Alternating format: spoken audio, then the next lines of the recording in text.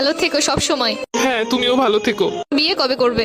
জানি না আদৌ কপালে বিয়ে শাদী আছে কিনা। তোমার বউকে বলে দিও আমি যেই হাত ধরেছি ওই হাত যেন না ধরে। তোমার জামাইকেও বলে দিও আমি যে গালে কিস করছি ওই গালে যেন আর কিস না করে। আমরা যেই জায়গায় দুজন মিলে ঘুরছি তুমি তোমার বউকে নিয়ে ভুলেও সেই জায়গায় আর যাবা না। বউয়ের মন রাখতে মাঝে মাঝে যেতেও হতে পারে। তুই নেই মাত্র কইলে তুই আর বিয়ে করবি না। এটা তো তোমার কথায় কথায় বললাম। তোর স্বভাব আমি ভালো করে জানি। আমি তো তোর কথা উনানে লেগে কইতেছিলাম।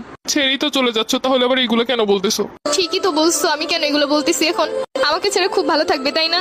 ভালো তো থাকতাম, কিন্তু এই 2-3 বছরে তো হাজার হাজার টাকা খরচ হয়ে গেছে আমার। ঘুরতে গেলে গাড়ি ভাড়া তো আসি, ফুচকা খাওয়ানো, চটপটি খাওয়ানো, আইসক্রিম খাওয়ানো, এইগুলোর পিছনে যত টাকা গেছে আমার। কষ্ট পেও না, যখন জামাই হবে টাকা পয়সা হলে তোমাকে সব শোধ করে দিব। তোমার কিন্তু মাঝে মধ্যে এমবিও বইটা দিতাম আমি। হ্যাঁ ঠিকই বলছো, আমি তোমার কাছ থেকে নিতে চাইছিলাম না, তুমি আমাকে জোর করেই দিছিলা। তখন তো বুঝি না এগুলো সব লস হয়ে যাবে। আচ্ছা জামাই হলে ওটাও শোধ করে দিব, টেনশন করো না। ঠিক আছে, ওইগুলো শোধ করে দিলে আমার আর মনে কোনো কষ্ট নাই। শুধু নিজে যা যা করছো তাই ভাবলা, আমি যে কি করছি সেইগুলো মনে নাই।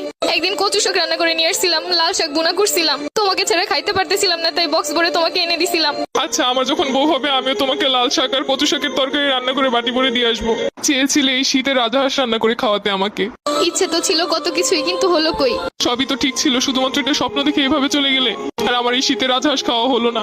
শুধু কি স্বপ্নই? তুমি যে একটা মেয়ের দিকে তাকাইছিলে 2 মিনিটের জন্য, সম্পর্কে শুরুতেই বলছিলাম কোনো মেয়ের দিকে ভুলেও তাকাবা না। তুমি শুধু তাকানোটাই দেখলে, কিসের জন্য তাকাইছি সেটা তো একবারও জানতে চাইলে না। ওই মেয়েটার অন্য গাড়ি